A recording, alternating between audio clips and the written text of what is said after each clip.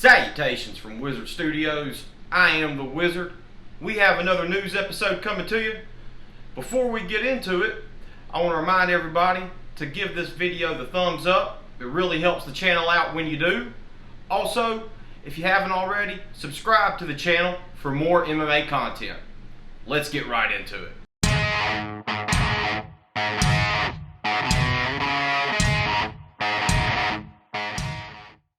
Paige Vanzant is posting nudes to Instagram.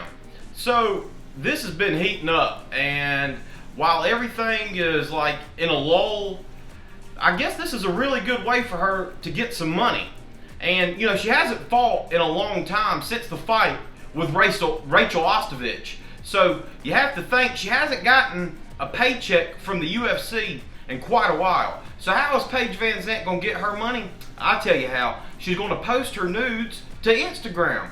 And it's not like, you know, she's completely nude or anything. Well, she is completely nude, but she's like, you know, blocked her nitty bits and all of these with, you know, whatever she's doing in the picture, whether it be cooking, working out, whatever the case may be.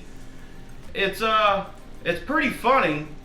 I'm sure she's getting a lot of attention from it, but I'm sure she's getting a pretty good amount of money from it as well.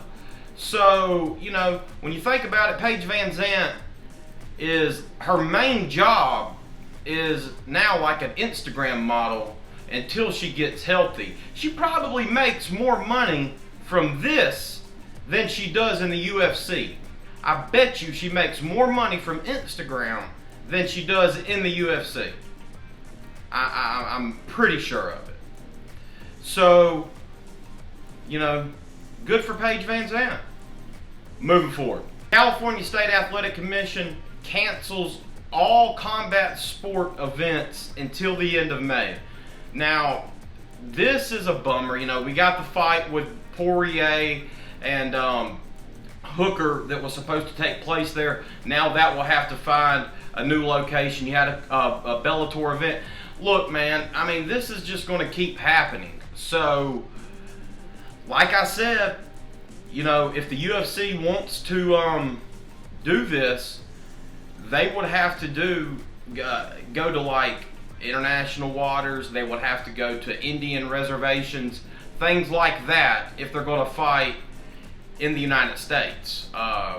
You know, when I say international waters, I mean off the coast of the U.S. So I don't know exactly how far off the coast you have to be considered international waters, but you know, they can pull that off if they wanted to do it like that way. I still think they could probably go to Indian reservations, you know, like, because a lot of them have casinos, which would mean they would most likely have the space somewhere to hold an event. Now, I don't know, like the Chael Sonnen event, like I've heard people say that they might go to that location where Submission Underground was at. I don't see that happening, but I wouldn't be surprised, you know, the way things are going. So we'll see what happens with UFC 249 and where that event, if it happens, takes place. So yeah, this is just another piece to the puzzle. We knew this was going to happen. This was, you know, most likely going to happen. A lot of people are speculating that it's going to be June when normalcy returns to the combat sports world and the world in general. But we'll see. Moving forward. So Stipe threw a little bit of shade at Deontay Wilder. You know, said he would never make the excuse, you know, with the costume thing, walking to the ring.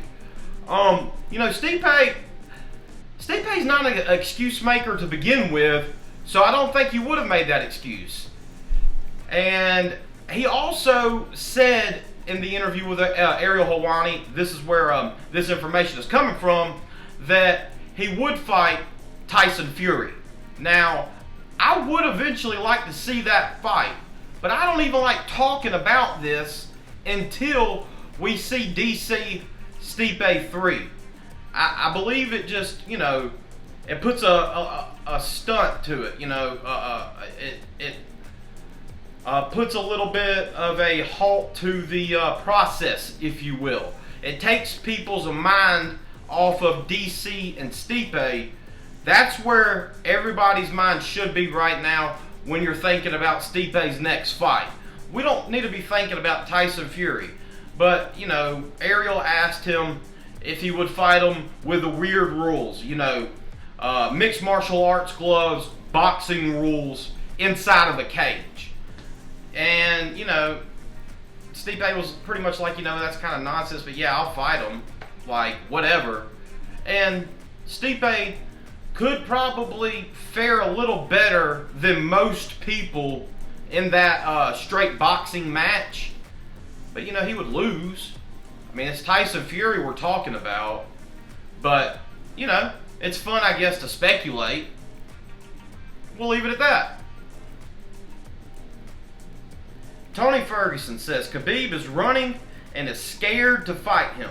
He is calling for Khabib to be stripped of his title, claims that Khabib stopped cutting weight because it was beginning to be too difficult.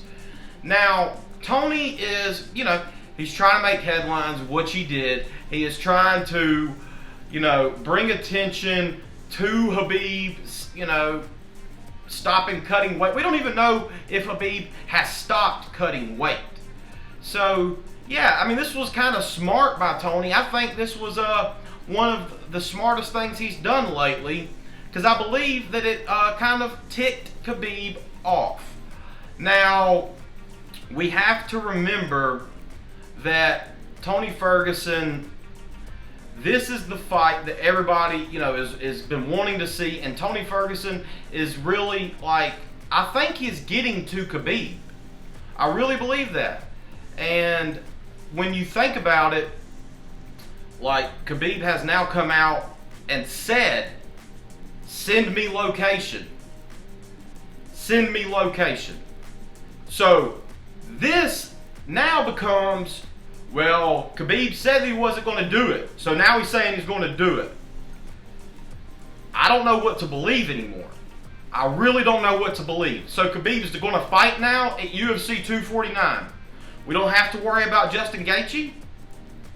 Is Khabib time again? Is that what it is? I think that Khabib just got a little bit fed up and just said, I'm out. He saw the backlash. Tony Ferg, you know, nagging at him a little bit. Conor McGregor nagging at him a little bit. And now he's like, send me location. I like this. I want to see this fight. Khabib said that nobody is getting hurt worse than me if I don't fight. Which he is right. He would not get the money if he doesn't fight. He's done put in all this time. How many training camps has he put in for Tony Ferguson? I mean, time after time after time, he is putting in training camps. He wants to fight Tony Ferguson. The thing is, people are saying that he's scared to fight Tony Ferguson. I don't believe that for 1 minute. I do not believe that for 1 minute. He also said, Khabib said, as long as he's in the UFC, Tony can be the interim champ and Conor will always be number 2. So, yeah, like, this dude is the most confident fighter in the lightweight division as far as I'm concerned. The fact that people think he is scared is insane. It is insanity. The dude is not scared to fight Tony Ferguson. I believe he will fight him. I don't know, you know, how smart that is. You know, I don't know what type of training camp he has. I don't know how difficult the weight cut will be now. But I want to see it. I will watch it. So, we'll leave it at that. This is pretty cool. You can watch old PFL events now on YouTube, Instagram, Twitter, and Facebook. You can also go to the PFL website. So, yeah, this is awesome for the PFL to get more exposure, to see, let everyone see their content, their old fights. You know, the PFL doesn't get enough credit, man.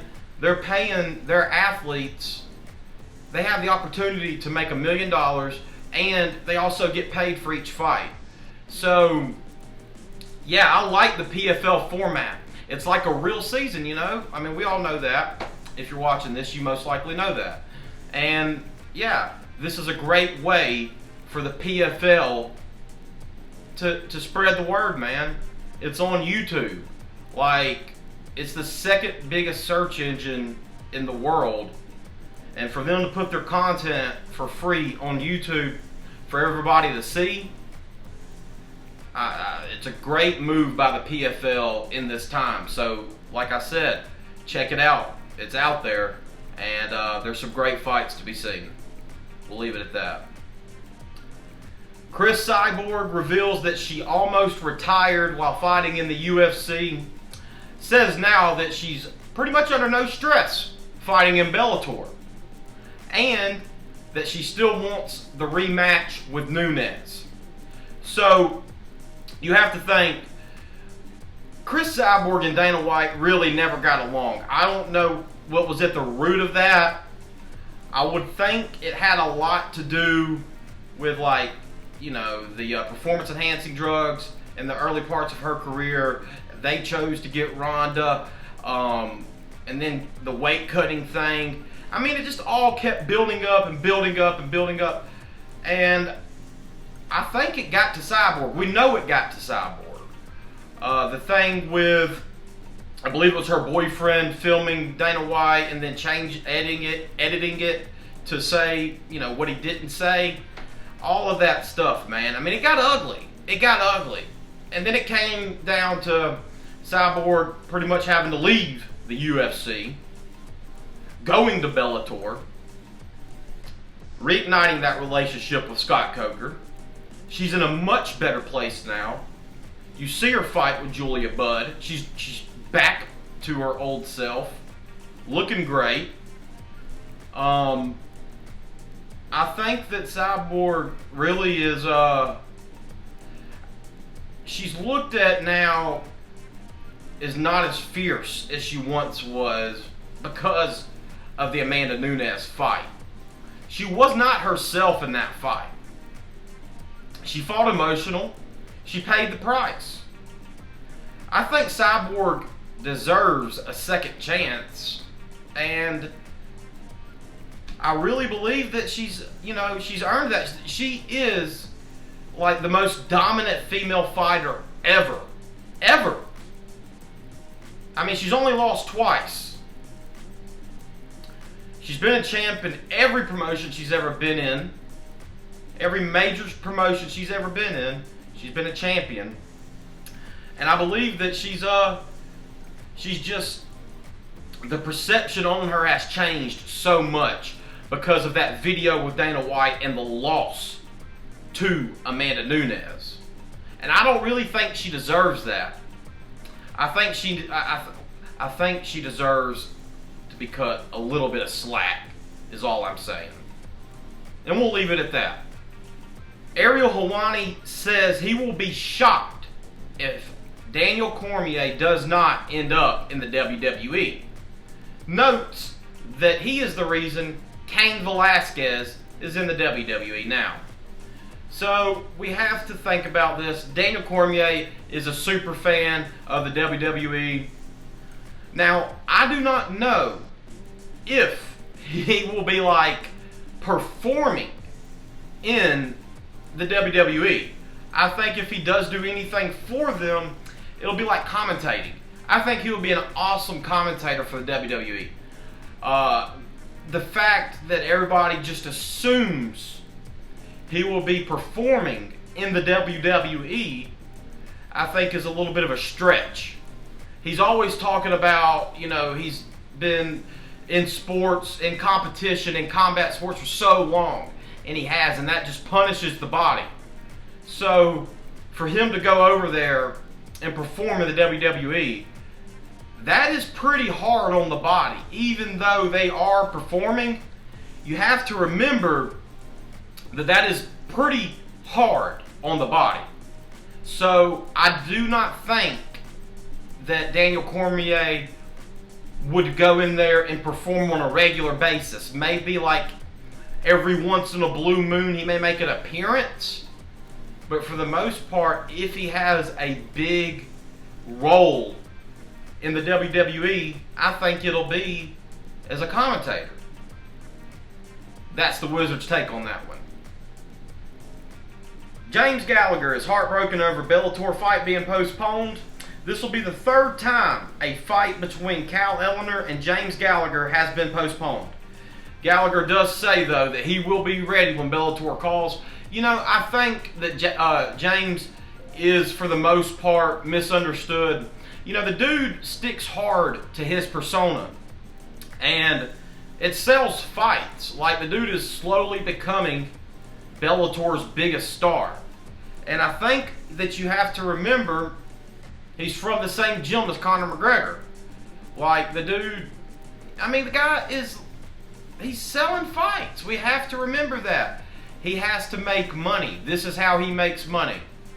He has chosen this path. He's sticking to it. If you look at his interviews and stuff, like when he's not leading up to a fight, he seems like a really nice guy. I think, you know, I really believe that he's misunderstood, and I really do believe he's a great fighter. I think that you will see him for a long time, and I believe that this guy is the future of Bellator. We'll leave it at that. Abraham Kawa says that George Masvidal has never turned down a fight.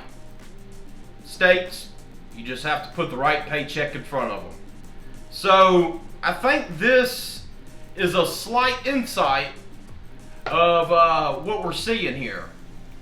Now, he did say, you know, we've seen that Masvidal agreed to the Kamaru Usman fight, and now we're hearing you just have to put the right paycheck in front of him. So, which one is it? Did he agree to the fight, or was the paycheck not enough? This is confusing information. I don't know, if bottom line, did Masvidal accept the fight, or did he not? That is what we want to know. It's what everybody wants to know. If he did it, if the paycheck wasn't enough, we all, you know, understand. Unless he turned down like an absurd amount of money. But, you know, the dude wants to get paid. Everybody can understand that. He's getting punched in the face for a living. He deserves to get paid the right amount of money. I don't think anybody can, you know, really put a price tag on that, because it's not their face that's getting punched. So, we'll leave it at that. Now, guys, I want to remind everyone to subscribe to the channel for more MMA content. If you like what you saw, make sure you give the video a thumbs up, and we will see you in the next video.